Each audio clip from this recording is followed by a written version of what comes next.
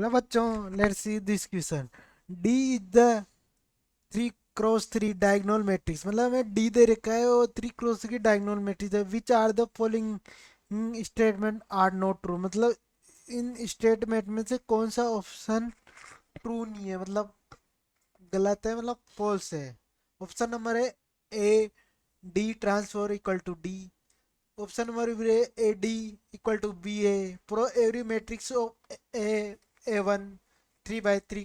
Order है उसका 3/3 का. और D inverse exist is a scalar matrix none of these. तो चलते हैं बच्चों इसका सॉल्यूशन.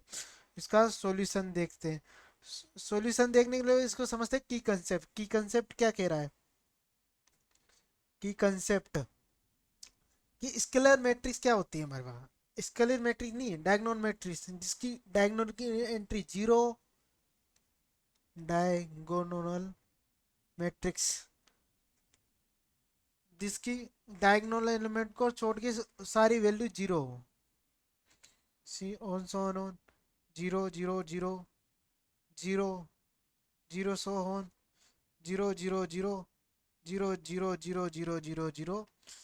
कुछ भी मान लो एंट्री, यहाँ कुछ भी मान लो आपके हिसाब से. ठीक है, यहाँ इसकी वैल्यू भी नॉन जीरो होगी, कुछ जेड मान लो तो ये होगी.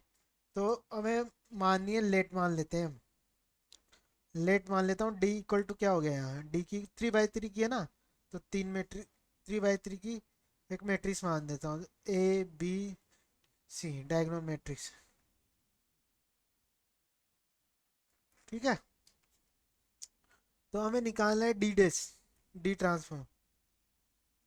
जब मैं इसका डी ट्रांसफॉर्म निकालूंगा तो ये आ जाएगा A zero zero zero zero zero B zero zero zero C. ये किसके इक्वल हो गया, डी के. तो ऑप्शन वन तो हमारा करेक्ट, ये ऑप्शन नंबर वन तो सही है. अब ऑप्शन नंबर बी पे चलते हैं. अब मैं यहाँ से क्या करता हूँ, पहले ऑप्शन नंबर सी को ट्राई कर लेता हूँ मैं. डी इनवर्स, यहाँ से डी इनवर्स क्या हो जाएगा, डी इनवर्स क्या हो जाएगा, 1/a zero zero zero zero 1/b 1/c 1/0 0 1. ये नहीं 1/c, ये यहाँ है 1/c 1/c. तो इसको सोल्व तो 1/a bc. तो वो not equal to zero, B equal to zero. तो इसका इन्वर्स भी एग्जिस्ट करता है. अब निकालना है ऑप्शन नंबर बी को ट्राई कर. बी में हमें क्या दे रखा है कि ए डी इक्वल टू, हमें चेक करना है डी ए. और लेट मान लेता हूँ मैं ए कोई मैट्रिक्स है 3/3 की, जिसकी वैल्यू हम मान लेते हैं A1 A2 A3, B1 B2 B3 और C1 C2 C3. जब मैं डी ए डी निकालता हूँ, ए डी की वैल्यू निकालते हैं तो A1 B1 सी A2 A3 B1 B2 B3 C1 C2 C3. D क्या है, एक डायनोमिनली zero zero zero zero B zero zero zero C. जब मैं इसको मल्टीप्लाई करता हूँ तो ये हमारे पास बन जाएगा A1 A1. इसको इससे मल्टीप्लाई A1 B A2 और C A3. ठीक है, जैसे B1 A1 B2, ये क्या बन गया, बी और C B3. ठीक है, और ये क्या बन गया, AC1 BC2 और C3. ठीक है, अब जैसे मैं ए निकालता हूँ डी ए निकालता हूँ तो A zero zero zero B zero zero zero C.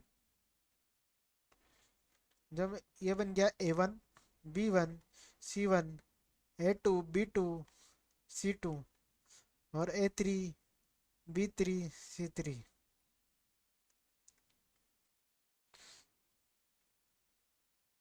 A1, जब मैं इसको मल्टीप्लाई करता हूँ A A2 A3 B B1 B, नहीं बी, ये इसको इससे करेंगे तो B B1 B B2 B B3. और ये बन गया C C1 C C1 C C2 C C3.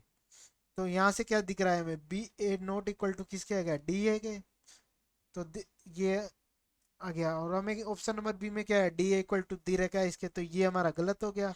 तो वो ट्रू, नॉट ट्रू, ट्रू, तो ऑप्शन नंबर बी इज हमारा correct answer. I hope you understood well. Best